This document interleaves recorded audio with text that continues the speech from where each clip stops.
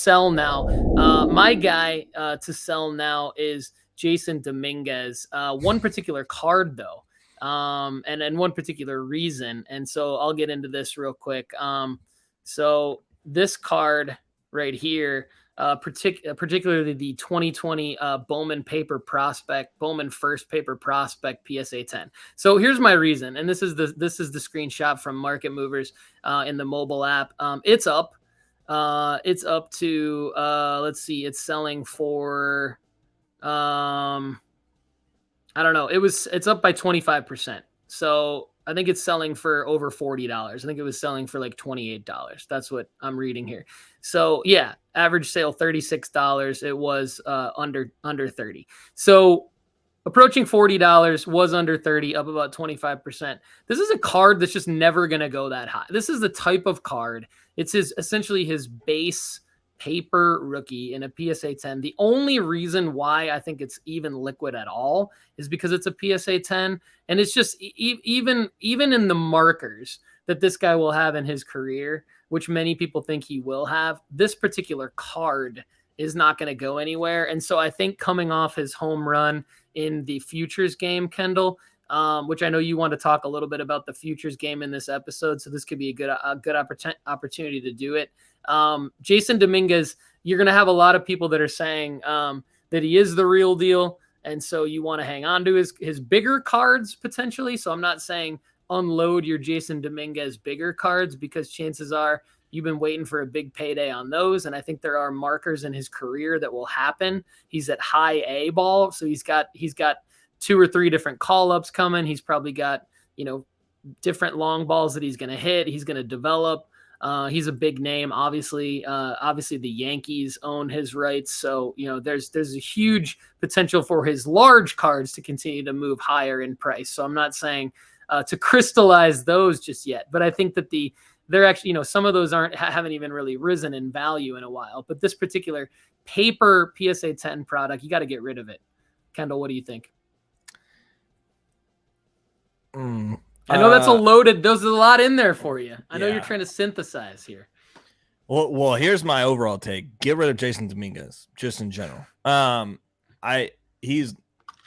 There's no way he's going to be as good as people expected him to be. And I think people are starting to realize that. And over the last 6 months, there's been an incredible amount of losses being had in the Jasson Dominguez market. Like, there's people that have taken fat losses in him by not listening to guys like me and Aram and T of saying, like, do not buy into this guy's hype.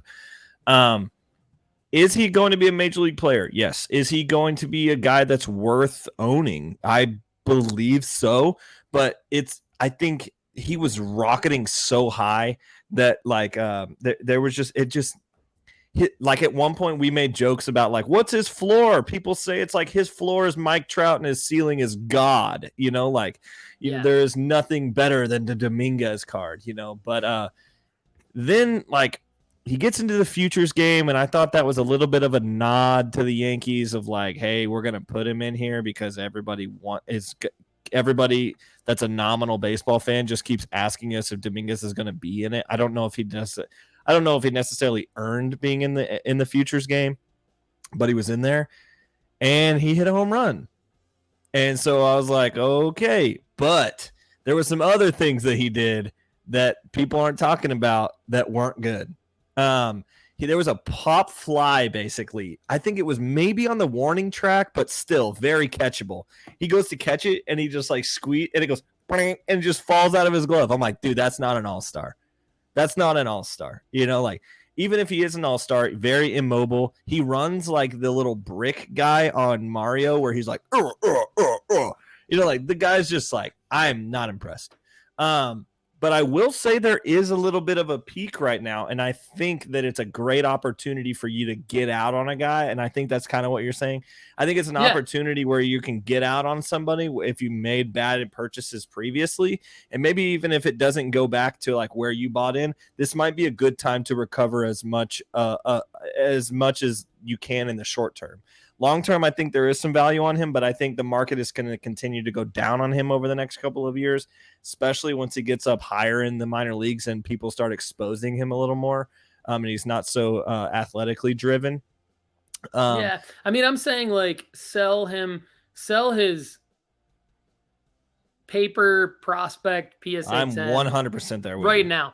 Maybe if you're holding like his first Chrome auto serial numbered and they're graded and they're like thousands and thousands of dollars that you have been expecting to give for him or that you paid for them, I do think there's an opportunity like when he gets called up to the next level to maybe sell, but I would definitely like not wait until he gets to the next level and then gets exposed basically. So I think we're on the same page with that. 100%. And hopefully you can get your money back out of Dominguez, or hopefully Dude, at the you pulled it from a National pack.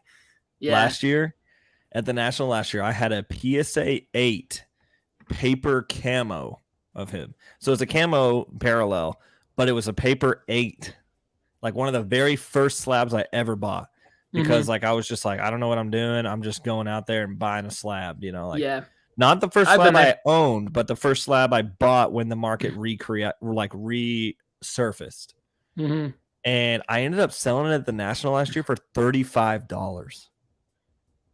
Can you imagine that? First off, like a PSA 8 being sold for $35 no matter who it is. Yeah. Yeah. You know, like, yeah. For an ultra modern card, yeah, that's pretty high for sure. So Greeny Green says, "How do I get out of my Miles Bridges investments?" And that's a good question. Yeah. Man, I was high on him. Don't mean to derail us too much, but thanks for the question, Greeny Green. We'll get to Kendall's sell now here in a second. But yeah, I think Miles Bridges is that's a tough one. Hopefully we can get some more information on his situation and see and I would have if he can said make a it's comeback. a buy. I mean, I would have said like this guy's gonna be really good, you know, like maybe not top shelf. I was saying buy Miles Bridges for sure all off season. Yeah, and then for sure. like that comes out and you're just like, you know, like that's why buying vintage cards is good. Like you're never gonna tear an ACL to ruin your career when you're Sandy Koufax, you know, like I always kind of say as long as somebody doesn't pull a Bill Cosby, then you're probably pretty safe. That's true. That's a bad one. All right, Kendall, what's your sell now? Get rid of who you getting rid of? Well, I would equal that I think I already have equaled, like get rid of Jasson if you can. But I also think it's a good opportunity to sell high on Juan Soto. And this is probably a take that's not often agreed with. So right now his market is bananas because of everything that's going on with his trade speculation, which interestingly enough is actually why Jasson Dominguez market is going up as well, because there's a lot of thought to, for instance, last night Jasson Dominguez was removed early from a game.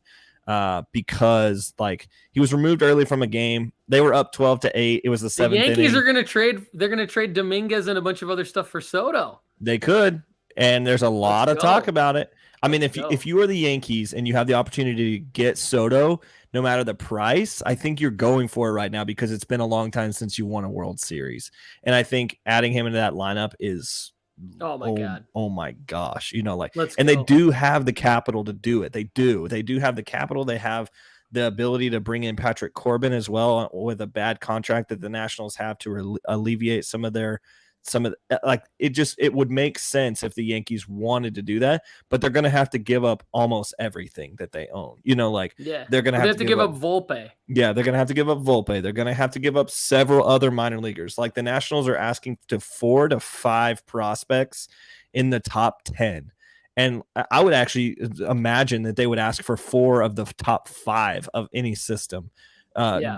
And then they're also asking for some major league players. So that's what they think they're going to do with like a guy like Joey Gallo, potentially send him over to the Nationals in a giant deal. But if you're the Nationals and you're getting the Martian, who's apparently going to be the next God. Like if you're the Nationals, you've always said, okay, we can sell all these guys. We can get rid of Harper. We can get rid of Rendon. We can get rid of anybody and everybody that's played for the Nationals because we had Juan Soto to lean back on. You don't have a guy like Juan Soto right now in your farm system.